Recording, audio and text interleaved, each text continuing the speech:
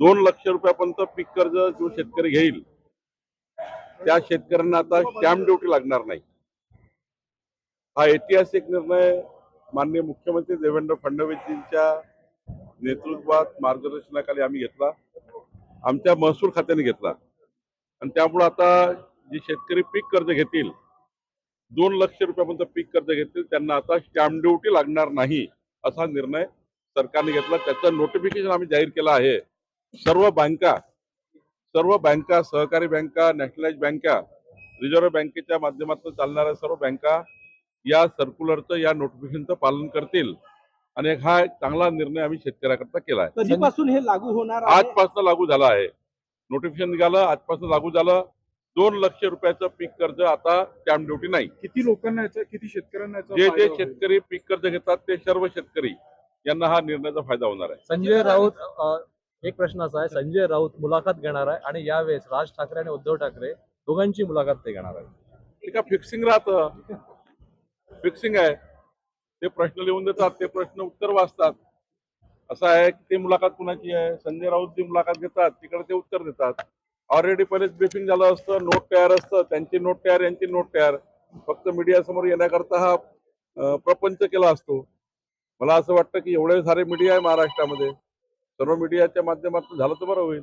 अजितदादांनी काल भाजपवर अप्रत्यक्ष टीका केली। पुणे महानगरपालिकेत भाजपची खूप मोठी आहे, भ्रष्टाचाराचे आरोप केले। तुमच्यासोबत एकीकडे सत्तेत आहे, दुसरीकडे काहींच्या प्रॉपर्टीज एवढे कशा वाढल्या अशा पद्धतीचा आरोप भाजपचे पदाधिकारी। मला असं वाटतं की आम्ही असं ठरवलं आहे, अजितदादा, एकनाथजी आणि देवेंद्रजी आणि आम्ही सर्वांनी असं ठरवलं आहे की मित्र पक्षात निवडणूक लढताना मित्र पक्षात मतभेद आणि मनभेद होणार नाही याची काळजी आमच्या तीनही पक्षांनी घ्यायची आहे। अजितदादा असे का बोलले मला माहित नाही, त्यांनी बोलायला नको आहे। अजितदादांनी बोलायला नको आहे कारण आम्ही सर्व नेत्यांनी बसून ठरवलं आहे, आम्ही सर्व समन्वय समितीच्या पदाधिकाऱ्यांनी बसवून ठरवलं आहे। आपण मित्र पक्षात जरी विरोधात लढलो तरी महायुतीमध्ये कुठलेही मतभेद मनभेद होणार नाही याची काळजी माननीय अजितदादांनी आणि आम्ही सर्वांनी घ्यायची आहे। माननीय मुख्यमंत्री देवेंद्र फडणवीसजी यांनी आतापर्यंतच्या निवडणुकीच्या कुठल्याही भाषणामध्ये कुठल्याही नेत्यावर कधी टीका केली नाही, कुठल्याही पक्षावर टीका केली नाही। विकासाचे राजकारण केलं, विकासाचा विजन मांडलाय। त्यामुळे माझी एकनाथजी आहेत, अजितदादा आहे, आम्ही सर्व या सर्वांना आमची विनंती राहील, सर्वांनी समन्वय करून मित्र पक्षामध्ये मात्र मतभेद मनभेद करू नका एवढीच विनंती आहे। अजितदादांनी सुरुवात केली, आता भाजप त्याचं प्रत्युत्तर देणार का? पुन्हा वारंवार भाजप नाही, आम्ही त्या भानगडीत पडणार नाही। आम्ही मित्र पक्षामध्ये मोठ्या भावाच्या रूपामध्ये आहोत, त्यामुळे आम्ही कुठले उत्तर देणे, काही टीका टिप्पणी करणार नाही। पण अजितदादाला माझी विनंती आहे किंवा सर्वांनाच माझी विनंती आहे, मित्र पक्षातल्या सर्व पक्षांना, की आपसामध्ये समन्वय, मतभेद आणि मनभेद हे होणार नाही याची काळजी घेतली पाहिजे। सोलापूरमध्ये एका मनसैनिकाची काल हत्या झाली। भाजपच्या प्रभाग 2च्या तिथला जे नगरसेवक उमेदवार आहेत त्यांच्यावरही पुन्हा या प्रकरणी दाखल नाही, ठीक आहे, जर तिथे काही स्थानिक वाद झाला असेल आणि तिथे जर घटना घडली असेल तर पोलीस त्याचा तपास करतील आणि पोलीस त्याच्यावर कारवाई करतील। भाजपचा राव की काँग्रेसचा राव, गुन्हा आहे गुन्हा आहे आणि गुन्हा करू नये। भाजपच्याही कार्यकर्त्यांनी कुठले गुन्हे करू नये, गुन्हे मान्य नाही आहे।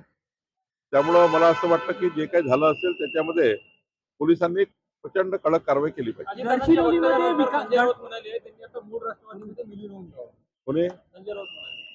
संजय राऊतांचा सल्ला या ठिकाणी त्यांनी उद्धवजीला दिला होता।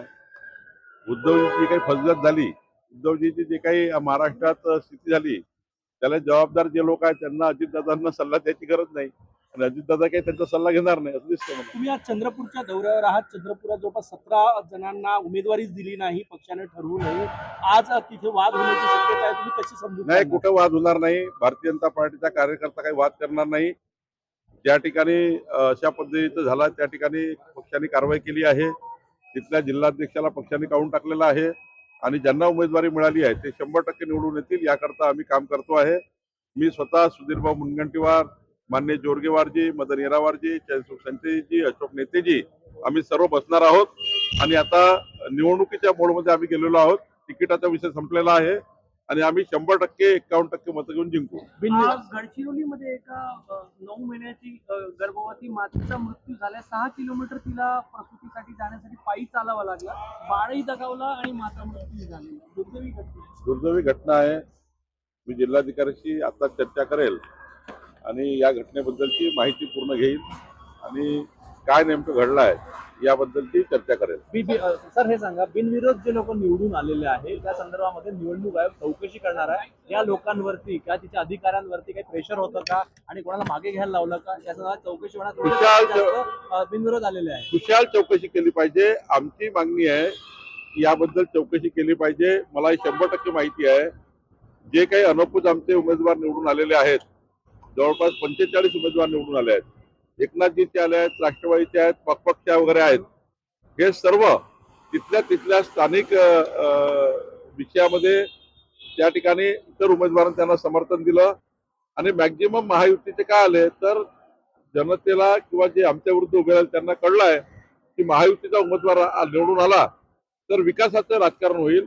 डबल इंजिन सरकारच्या माध्यमातून आमचे जे नगरसेवक निवडून आले ते विकास त्या ठिकाणी आणतील आणि जे काही आमचा संकल्प विकासाचा केला ते पूर्ण करतील.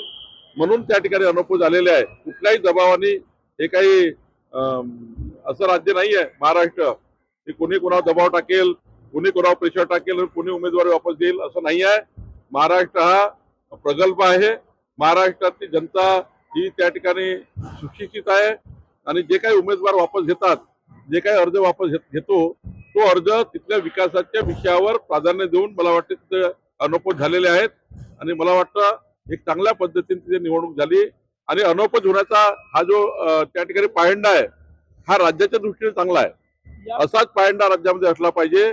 फार निवडणुका न होता या ठिकाणी अनौपच झालं तर त्या ठिकाणी मोठ्या प्रमाणावर विकासाला नवीन चालना मिळतं.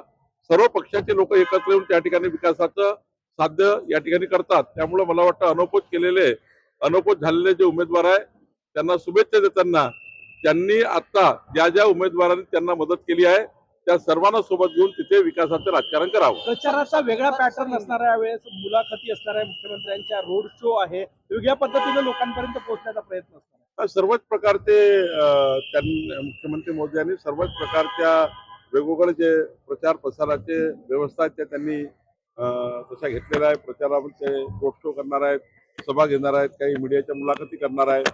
मला वाटतं की या पॅटर्नही अनेक लोकांपर्यंत आपण पोहोचू शकतो. मीडियाच्या माध्यमातून तर आपण लाखो लोकांपर्यंत रीच होऊ शकतो. रॅलीच्या माध्यमातून आपण त्या ठिकाणी हजारो लोकांना भेटू शकतो. सभेच्या माध्यमातून काही ठराविकच लोक सभेमध्ये येतात.